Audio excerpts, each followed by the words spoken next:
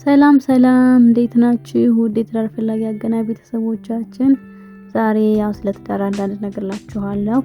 በመጀመሪያ ትዳር ማለት ምን ማለት ነው?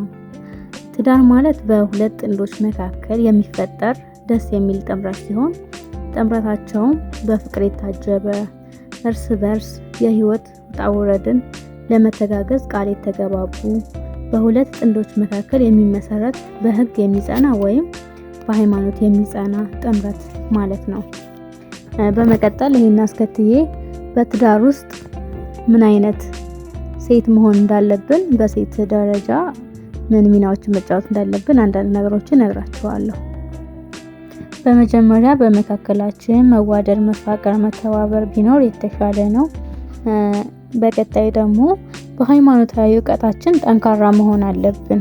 ሌላው ደግሞ በሃይማኖታዊ እውቀት ጠንካራ ሆንን ማለት የትኛው ትክክል የትኛው ስህተት እንደሆነ እና ለሚስት ለባል የሚገባውን ትክክለኛ ክብር ማወቅ አለብን።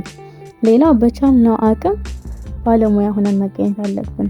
የምናቀርበው ነገር የሚጣፍጥ ማለት ውጭ ወጥቶ ሌላ ነገር እንዲበላ ወይ ሌላ አይነት ሁኔታ እንዲፈጠር ማድረግ የለብንም።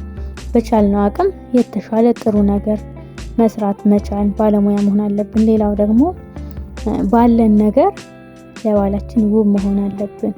ሌላው ቤታችን ንጹህ ጽዱ የሆነ ብናደርገው እና ባሎቻችን በጥሩ ፈገግታ መቀበል የምንችል ሰዎች ብንሆን ጥሩ ነው ብዬ አምናለሁኝ።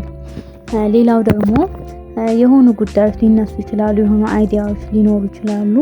ያን ጊዜ ክርክር ወይም ሌላ ጸብ ሳይሆን አሳማኝ በሆነ መልኩ በተረጋጋ መልኩ ነገሮችን መረዳዳት መቻል፣ አንዱ ሲቆጣ አንዱ ቀዝቀዝ ማለት ነገር ቢኖር ጥሩ ነው።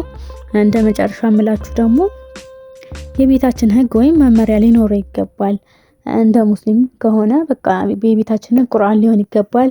እንደ ክርስቲያን ደግሞ ያው መጽሐፍ ቅዱስ ሊኖር ይገባል። የምናምንበት እና የምንቀበለው ነገር ሊኖር ይገባል። በቃ መሪያችን የሚሆን ነገር ያን ሲሆን ደግሞ ጥሩ ትዳርና ኑሮ ይኖረናል ማለት ነው።